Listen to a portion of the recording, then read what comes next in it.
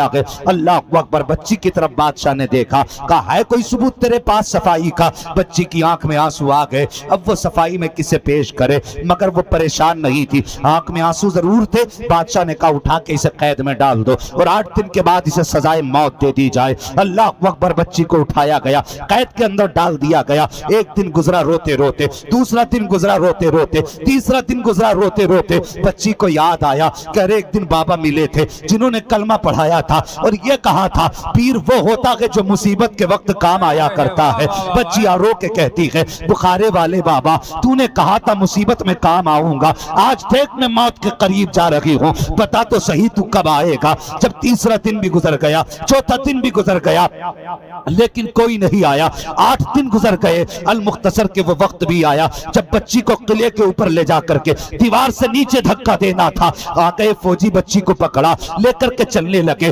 بچی مڑ مڑ کے کسی کا رستہ دیکھ رہی تھی۔ سپاہیوں نے کہا بتا تو صحیح کس کی راہیں تک رہی ہے، کس کا رستہ دیکھ رہی ہے؟ 8 دن ہو گئے، کوئی تجھ سے ملنے تک نہیں آیا، تو کس کو دیکھ رہی ہے؟ بچی نے رو کے کہا تھا کوئی تو میرا بھی ہے جس کی میں راہیں تک رہی ہوں، کوئی تو میرا بھی ہے جو مجھ سے وعدہ کر کے گیا تھا۔ اللہ اکبر، بچی نے پیری چلنا شروع کی ہے، چلتی جاتی، روتی جاتی، رخ بخارا کی طرف کرتی، کہتی جاتی بخارے والے بابا کہیں دیر نہ ہو جائے، کہیں دیر نہ ہو جائے، کہیں دیر نہ ہو جائے۔ یہ کہتے کہتے بچی دیوار تک پہنچ گئی۔ جب دیوار تک بچی پہنچی ہے، ان فوجیوں نے کہا تھا، سپاہیوں نے کہا تھا بچی اب تو موت کے قریب ہے، بادشاہ کا فرمان یہ ہے کہ موت کے وقت آخری خواہش پوچھی جائے۔ بچی سے کہا بتا تو صحیح تیری کوئی آخری خواہش ہو تو بچا۔ بچی نے کہا ہاں میری ایک خواہش ہے۔ کہا کون سی خواہش؟ کہا یہ جو ہاتھ باندھے ہیں کھول دیے جائیں۔ کہا کیا کرے گی؟ کہا کسی کو ہاتھ اٹھا کے الوداع کہنا ہے۔ جب اتنی بات بچی نے کہی ہے، سپاہیوں نے بادشاہ کی اجازت طلب کی۔ بادشاہ کی اجازت کے بعد بچی کے ہاتھ کھولے گئے ہیں اور اس کے بعد بچی نے دیوار پہ کھڑے کھڑے رخ کیا کہ بخارا کی جانب اور آواز دے کے کہتی ہے بخارے والے بابا تجھے اپنا وعدہ یاد ہے کہ نہیں؟ لیکن مجھے اپنا وعدہ یاد ہے، تو نے کہا تھا پیر وہ ہوتا ہے جو مصیبت کے وقت کام آتا ہے۔ میں نے تیری زبان کی خاطر کلمہ پڑھا تھا، میں نے تیرے وعدے کی خاطر تیرے دامن کو تھاما تھا، بتا تو صحیح تیرا وعدہ سچا رہا یا میرا وعدہ سچا رہا؟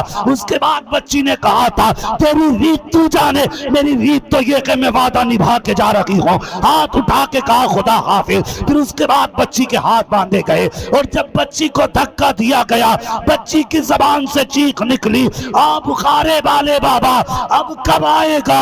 اتنا کہنا تھا، بچی کی آنکھ دہشت سے بند ہوئی، اس نے زمین اوپر سے نیچے کا سفر طے کیا۔ بچی کہتی ہے جب اوپر سے چلی تھی تو آنکھ بند ہو گئی تھی، جب آنکھ کھلی تھی تو زمین پہ نہیں تھی بلکہ کسی آنے والے نے اپنے ہاتھوں میں سنبھال رکھا تھا۔ نعرہ تکبیر، نعرہ رسالت، فضائل اولیاء کرام، فضائل اولیاء کرام، کرامات اولیاء، حضرت علامہ مفتی حماد رضا صاحب قبلہ۔ اللہ اکبر، آنکھ کھولی تو دیکھا کوئی اور نہیں بخارے والا بابا مسکرا رہا ہے۔ بچی نے رو کے کہا بابا تم کب آئے؟ تو انہوں نے کہا تھا چون از چوارا آمدی من از بخارا آمدم۔ ہاں، چون از چوارا آمدی من از بخارا آمدم۔